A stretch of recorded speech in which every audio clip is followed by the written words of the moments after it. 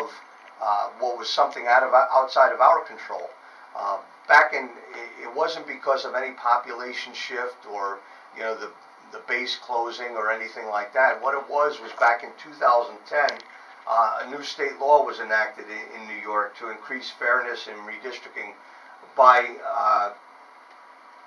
counting incarcerated people as residents of their home districts as compared to the prison that they were in. Now that impacted Rome significantly because we had two prisons, Mohawk and Oneida, where we were counting the prisoners in the second ward, and now those prisoners are being removed as eligible voters. Okay. So the dynamics of the numbers was quite significant, and as a matter of fact, there were state publications that that identified the second ward, that half of the voters were incarcerated, and it kind of gave an unbalance, and they called it prison-based gerrymandering in that respect. I'm not sure I totally bought into it, but it is what it is. Mm-hmm.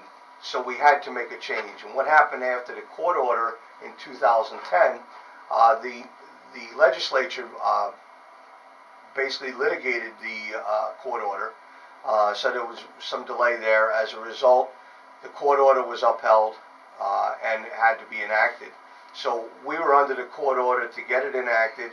The mechanics of it, it came down to where the president of the Common Council, John Mazzaferro, had to make sure that the Common Council made this one of their high priorities. Mm-hmm. So shortly before the 2013 election, we started really putting the wheels in motion.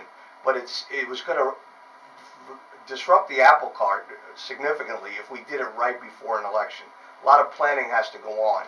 So we got done with the election, and right after the election, President Mazzaferro identified an ad hoc committee, which consisted of myself as the chairman, and then Councilors Lou DeMarco and John Nash, to come up with a proposal for the redistricting and the balance.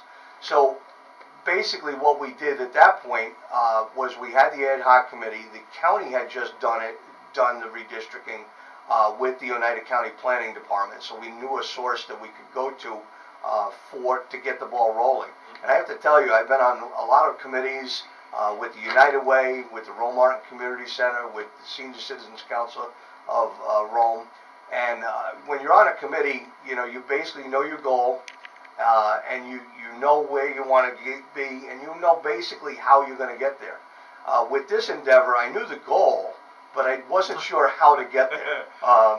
It's not like you do this every day or every so few years. This is a one of a kind thing. Exactly. Last time it was done in Rome was 2003. Oh wow. Okay. So it had been quite some time, and not to this magnitude. This was significant. Right. And so the committee met with the United County Planning Department and the team down there. Dave Gelati from the United County Planning Department was a resource that we definitely couldn't have done what we did without him and his team. They have expertise, they have the mappings and everything else.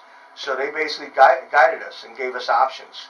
And the committee, dug right in. There was some great dialogue in terms of possible scenarios. Do we stay with 7 wards? Do we go down to 6 wards? And look at the different scenarios and the dynamics. And really, how do we do it with an end result that the people will understand? Because you don't want to come up with a plan that when the people go to vote, they have no idea where they're going. Right.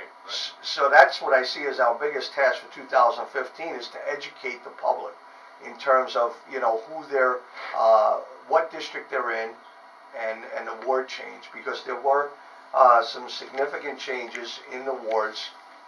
And if you'd like, I can go down the line. Absolutely. It's not as simple as just kind of rolling out a map of the city and then taking a marker and just kind of squaring it off. There's a lot that goes into it, and obviously based on population. Correct. So. And basically our biggest challenge was in the second ward, because there were only the population, and we had to use the Department of Justice population, not necessarily the census. Okay. And it doesn't differ by much, but the court order said you used the Department of Justice numbers and not necessarily the census. A lot of people felt it was tied into the census. But there was beforehand or existing as of today, so to speak, is there was 2,675 people in the second ward. So as a result of the redistricting, we were able to balance it out when there's now going to be 4,447 people in the second ward. Okay. And to do that, we had to move around. What happened was the second ward, we had to find districts to put in there. And the end result was that the second ward is now going to have the Rome first ward, first district, and the Rome third ward, fifth district. Okay? So the people previous there, the second ward would be their ward as we go forward. And it's going to be renamed respectively. The 1-1 will now be the 2-4, and the 3-5 will be the 2-5. So we tried to make it as contiguous, and it's easiest to explain to the public. Now, before this all comes to a vote, will there be something like online or maps that will be available to show people literally how it's been done and changed? That's what we did quite substantially in 2014. Okay. We had several public hearings and information sessions, maps out there, also the breakdown in each of the wards, the changes, because basically it changed every ward with the exception of the fifth ward, and that was not done intentionally by no means. I actually wasn't happy that it worked out that way, especially as chairman of the committee. But basically we relied on the United County Planning Department in that respect, and that's how the numbers fell out district-wise. So the changes that are going to be, the first ward is going to lose the Rome first ward, first district, and it'll gain the Rome 7-1, which is the area primarily around the post office. Okay.